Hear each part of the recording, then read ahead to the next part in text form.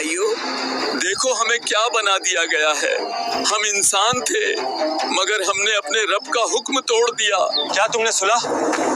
پیغمبر داؤد کی قوم کے کچھ لوگوں کو بندر بنا دیا گیا ہے. کیا تم سچ کہہ رہے ہو؟ یہ سچ ہے؟ ہاں، انہوں نے اللہ کی نافرمانی کی جات انہوں نے سبت کے دن شکار کیا جبکہ وہ منع کیا گیا تھا. اللہ اکبر. نافرمانی انسان کو جانور بنا دیتی ہے، یا شاید یہ دلوں کو پتھر بنا دیتی ہے.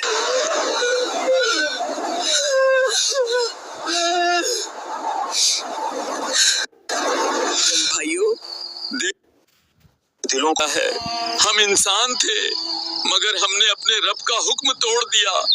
اب ہم بس ایک نشان ہیں، آنے والوں کے لیے ایک سبق.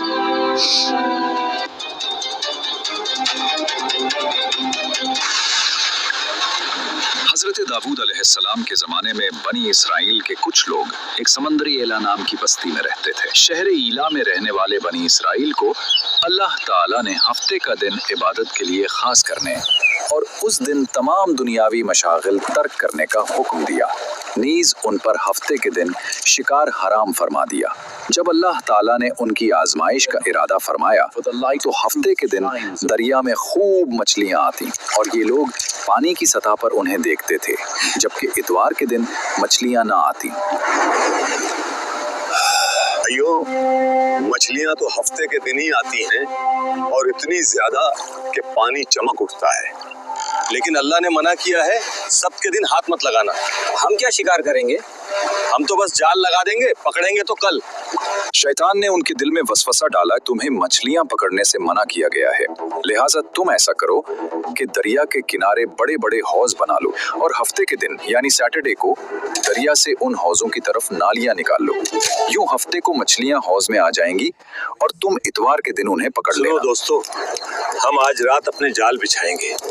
ہم اللہ کے حکم کو نہیں توڑیں گے، ہم بس عقل مندی سے کام لیں گے. شکروار کو ہم ندی کے کنارے بہت سے گڈھے کھودیں گے.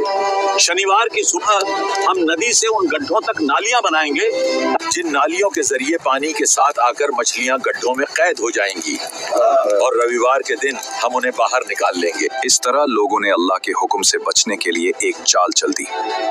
وہ سمجھے کہ وہ نافرمانی نہیں کر رہے، مگر دراصل وہ آزمائش میں پڑ گئے. اس طرح ایک عرصے تک یہ لوگ اس فعل میں مبتلا رہے. ان کے اس عمل کی وجہ سے اس بستی میں بسنے والے افراد دو گروہوں میں تقسیم ہو گئے تھے.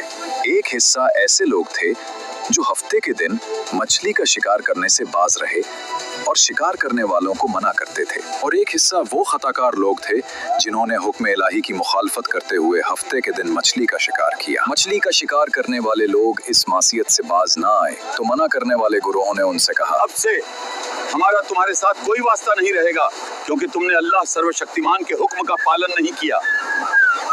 اس کے بعد انہوں نے گاؤں تقسیم کر کے درمیان میں ایک دیوار کھینچ دی. منع کرنے والوں کا ایک دروازہ الگ تھا جس سے آتے جاتے تھے، اور خطا کاروں کا دروازہ جدا تھا. حضرت داؤد علیہ السلام نے ان خطا کاروں پر لعنت کی تو ایک روز منع کرنے والوں نے دیکھا کہ خطا کاروں میں سے کوئی باہر نہیں نکلا.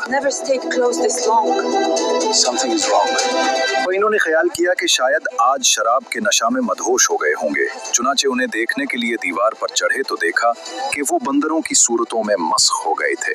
اب یہ لوگ دروازہ کھول کر اندر داخل ہوئے تو وہ بندر اپنے رشتہ داروں کو پہچانتے اور ان کے پاس آ کر ان کے کپڑے سونگتے تھے، اور یہ لوگ ان بندر ہو جانے والوں کو نہیں پہچانتے تھے. ان لوگوں نے بندر ہو جانے والوں سے کہا، کیا ہم لوگوں نے تمہیں اس سے منع نہیں کیا تھا؟ انہوں نے سر کے اشارے سے کہا، ہاں. اس کے 3 دن بعد وہ سب ہلاک ہو گئے اور منع کرنے والے سلامت رہے.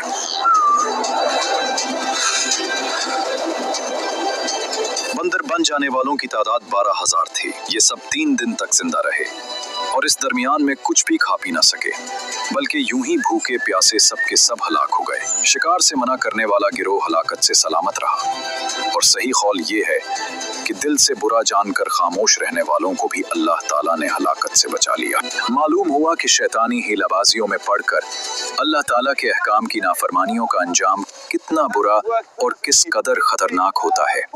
और खुदा के नबी जिन बदनसीबियों पर लानत फरमा दी, वो कैसे हौलनाक अजाब इलाही में गिरफ्तार होकर दुनिया से नीस तो नाबूद होकर अजाब नार में गिरफ्तार हो जाते हैं। यहाँ एक अहम बात काबिल तवज्जो है। हदीस शरीफ में है, हजरत अब्दुल्ला बिन मसूद रजी अल्लाह फरमाते हैं, एक शख्स ने अर्ज की, या रसूलुल्लाह सल्लल्लाहु अलैहि वसल्लम, क्या बंदर और खंजीर मस्ख शुदा लोग हैं?